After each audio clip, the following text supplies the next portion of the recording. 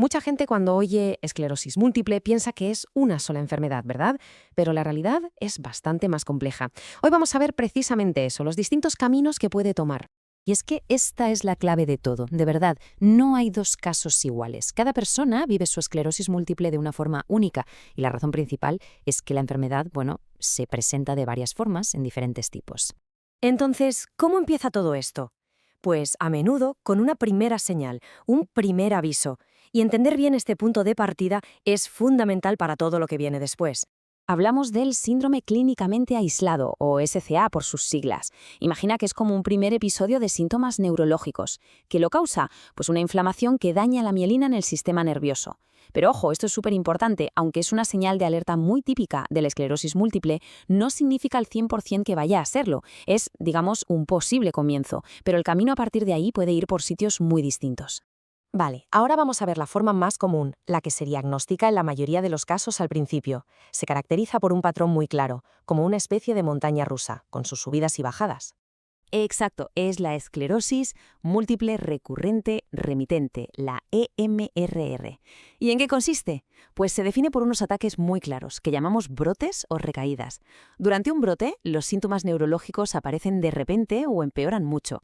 Y después de estos episodios, que pueden durar días o incluso semanas, llega lo que se conoce como remisión, un periodo en el que la persona se recupera, ya sea total o parcialmente. Y fijaos en este dato porque es muy revelador. Un 85%, sí, has oído bien, el 85% de las personas diagnosticadas de esclerosis múltiple empiezan con esta forma recurrente remitente. O sea que es, con muchísima diferencia, el tipo más habitual. Este gráfico que vemos lo explica visualmente a la perfección. Esos picos que suben son los brotes, los momentos de ataque. Y los valles, las bajadas, son las remisiones, la recuperación. Durante esos periodos de remisión, parece que la enfermedad está parada, que no avanza, aunque es verdad que a veces pueden quedar algunas secuelas de los brotes que ya han pasado. Pero claro, no toda la esclerosis múltiple funciona así, con este patrón de brotes y recuperaciones. Hay otra cara de la enfermedad, una en la que el avance es, mucho más constante, más progresivo. Y aquí es donde entran en juego los dos caminos progresivos principales. Por un lado, la secundaria progresiva. Su propio nombre ya nos da una pista. Es como una segunda fase que puede llegar después de años de tener la forma recurrente remitente. Y por otro lado, tenemos la primaria progresiva, que es distinta desde el minuto 1. Aquí el empeoramiento es gradual, constante desde el principio, sin que haya existido ese ciclo de brotes y remisiones. Esta línea de tiempo es muy clara. En la esclerosis múltiple secundaria progresiva vemos que, al principio, el patrón es el que ya conocemos, el de la recurrente remitente, con sus picos y sus valles. Pero llega un punto en que la cosa cambia. La enfermedad entra en una nueva etapa y la discapacidad empieza a acumularse de forma más continua, más sostenida. A veces puede haber algún brote, pero la tónica general es de progresión. Y ahora mirad esta otra línea de tiempo, la de la esclerosis múltiple primaria progresiva. La diferencia salta a la vista, ¿verdad? Aquí no hay picos ni valles al principio. Desde que aparecen los primeros síntomas, lo que hay es un empeoramiento gradual y constante. Este tipo, para que nos hagamos una idea, afecta más o menos a un 15% de las personas con esclerosis múltiple.